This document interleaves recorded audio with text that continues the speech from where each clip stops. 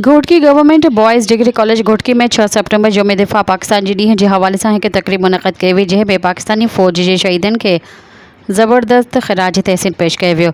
तक़रीब जो ख़ासि महिमान लाला असदुल्ला पठान हो। तक़रीब में कॉलेज जे प्रिंसिपल प्रोफेसर अब्दुल हफीज़ दायो, प्रोफेसर निज़ामुद्दीन काज़ी, प्रोफेसर अब्दुल रऊफ़ शेख, मोहब्ब अली महर, शौकत अली महसर, अब्दुल समी चाचड़, सदाकत अली समेजो, असदुल्ला कटपर समेत कॉलेज जे शागिर्दनि वॾे अंग में शिरकत कई। तक़रीब जी शुरुआत कुरान पाक जी तिलावत सां कई वई।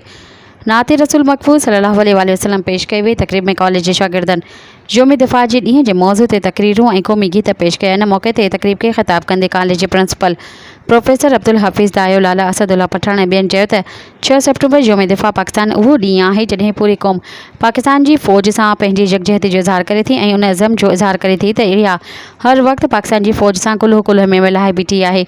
6 सितंबर असांखे इन जंग जी यादि ॾियारे थो जॾहिं पाकिस्तानी फ़ौज ऐं पूरी क़ौम हिंदुस्तानी जारियत ख़िलाफ़ पंहिंजी आज़ादी ऐं क़ौमी वक़ार जो दिफ़ा कयो हो। हुन चयो त 6 सितंबर जो ॾींहुं असांजे बहादुर सिपाही जी अज़मत जी दास्ताननि सां भरियलु आहे। पाकिस्तान जी फ़ौज जा सिपाही वतन जी हिफ़ाज़त लाइ पंहिंजी क़ीमती जानियूं क़ुर्बान करे रहिया आहिनि।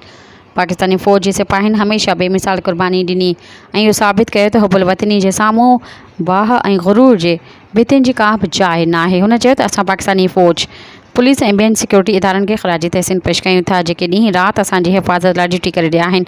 तक़रीब जे आख़िर में शानदार कारकर्दगी ॾेखारींदड़ शागिर्दनि में सर्टिफिकेट विरहाया विया। सब्सक्राइब कयो अवामी न्यूज़ HD खे ऐं ताज़ा तरीन ख़बरुनि लाइ ॾिसंदा रहो अवामी न्यूज़ HD।